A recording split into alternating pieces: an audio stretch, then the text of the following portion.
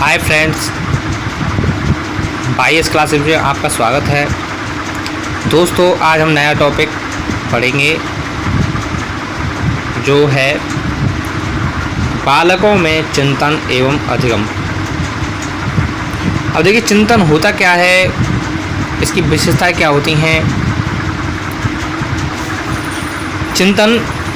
चिंतन एक ऐसी प्रयोजनपूर्ण, प्रतीकात्मक एवं संज्ञानात्मक व्यवहार क्रिया है जिसमें विभिन्न मानसिक बिंबों तथा प्रतीकों का प्रयोग करते हुए समस्या विशेष का मानसिक समाधान किया जाता है। यानी कि चिंतन क्या है, प्रतीकात्मक और संज्ञानात्मक व्यवहार क्रिया है जो कि मानसिक बिंबों तथा प्रतीकों का प्रयोग करते हुए समस्या विशेष का मानसिक समाधान किया जाता है। यानी किसी वस्तु के बारे में या किसी कार्य के बारे में हम अगर सोचते हैं तो हमारे मानसिक में बिंब बनते हैं और तथा प्रतीकों का प्रयोग होता है, जिसके कारण हम समस्या विशेष का या किसी जो समस्या है उसका हम मानसिक रूप से समाधान निकाल सकते हैं। वो होता है चिंतन।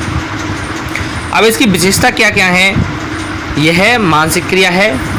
चिंतन क्या है, मानसिक क्रिया है, संज्ञानात्मक प्रक्रिया है, प्रत्यक्षीकरण एवं स्मृति दोनों पर यह आधारित है। चिंतन किस पर आधारित है, प्रत्यक्षीकरण और स्मृति दोनों पर आधारित है।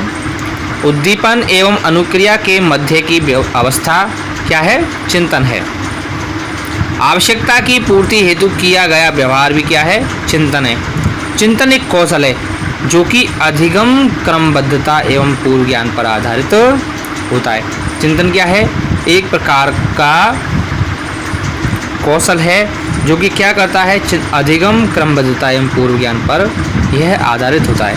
अब देखिए चिंतन के प्रकार, चिंतन कई प्रकार का होता है। अब चिंतन कौन कौन किस किस प्रकार का होता है, देखिए।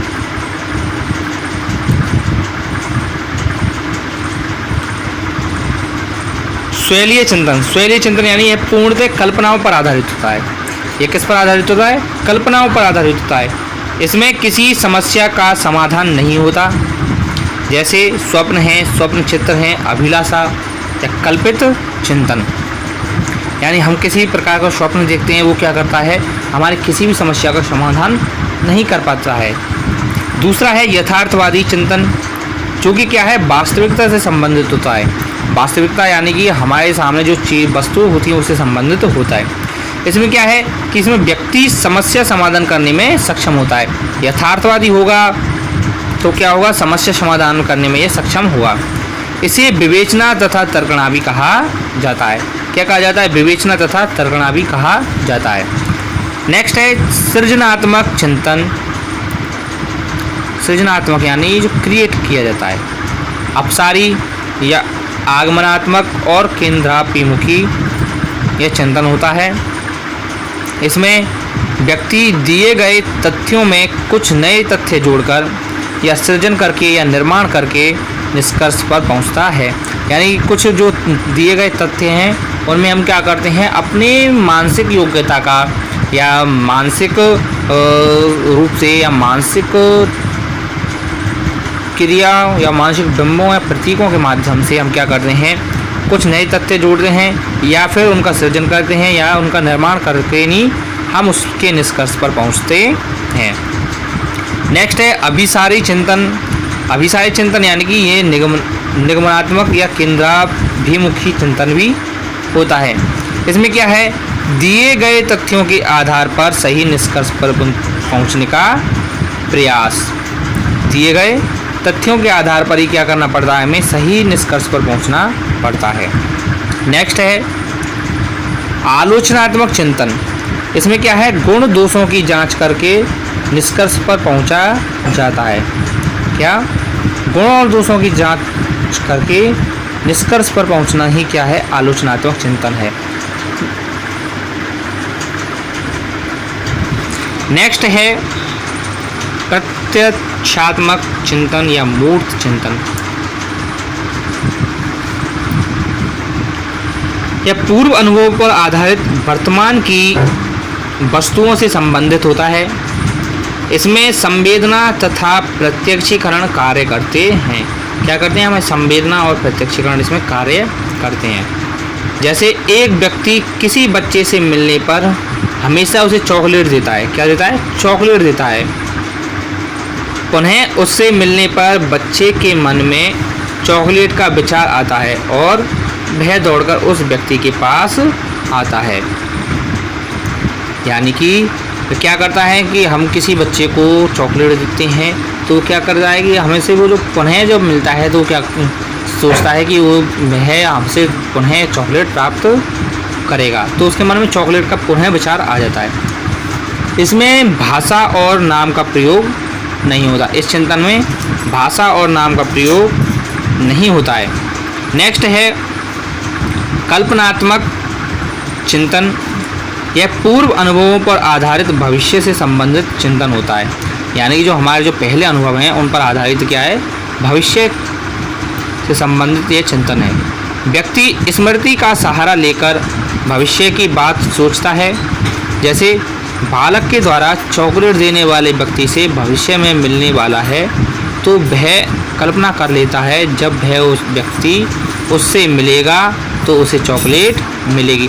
यानी वह सोच जाता है कि जब वह व्यक्ति उससे मिलेगा तो क्या मिलेगा? वो हमें चॉकलेट प्रदान करेगा।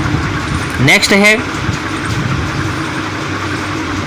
प्रत्यात्मक चिंतन। प्रत्यात्मक चिंतन यहाँ की इसका संबंध पूर्व निर्धारित प्रत्ययों से होता है। यानी जो पहले ही निर्धारित हो चुके हैं उन प्रत्ययों से इसका संबंध होता है।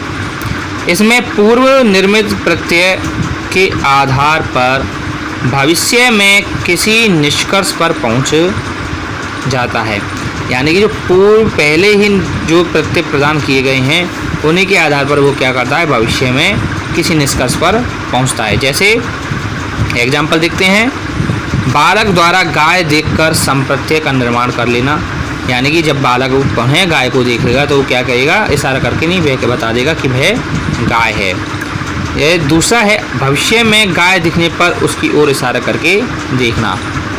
उसकी ओर इशारा करके देखना है। देखिए हम कभी कभी बच्चे को बता देते हैं कि यह कौन सा जानवर है, तो वो जानवर क्या कर वह बच्चा क्या करता है? उस जानवर का नाम भी अपने मस्तिष्क में अपने दिमाग में उसको बैठा लेता है। तो भविष्य में जब उस जानवर को देखता है वो तो कह देता है कि देखो ये कौन सा जानवर है, उस जानवर का नाम बता देता है। जैसे अब देखिए इसमें क्या होता है? भाषा व नाम का प्रयोग होता है।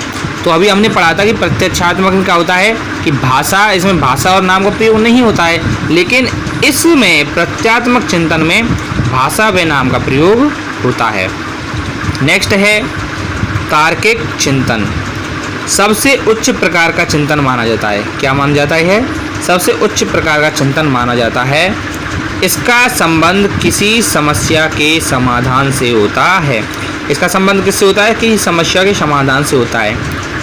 जॉन डीवी ने इसे विचारात्मक चिंतन भी कहा है। तो देखिए इसके दो नाम हो गए हैं, तार्किक चिंतन और विचारात्मक चिंतन। तो इसमें आपको कन्फ्यूजन की बात नहीं होनी चाहिए कि तार्किक चिंतन को जॉन डीवी ने क्या कहा है? विचारात्मक चिंतन कहा है।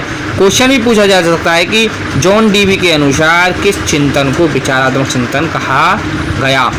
तो ऑप्शन में 4 ऑप्शन देगा। 4 ऑप्शन में अगर आपको तार्किक चिंतन मिलता है तो तार्किक चिंतन पर सही क्लिक आपको सही करना है, और वह नहीं मिलता है तो आपको अलग से दे रखा हुआ कि इनमें से कोई नहीं, तो उस पर आपको राइट का निशान लगाना है। ठीक है,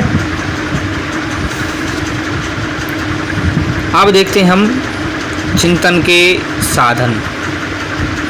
चिंतन के कौन कौन साधन होते हैं? प्रतिबोधन या पूर्व अनुभवों पर भाषा होती है। प्रतिमा या इमेजिनेशन पर क्या होता है? संकेत व चिन्ह होते हैं। और प्रत्यय यानी कि सूत्र, ये क्या हो गए? चिंतन के साधन हो गए। तो दोस्तों आपको यह वीडियो अच्छा लगा होगा, आप इस वीडियो को अधिक से अधिक सब्सक्राइब करें, शेयर करें और लाइक करें।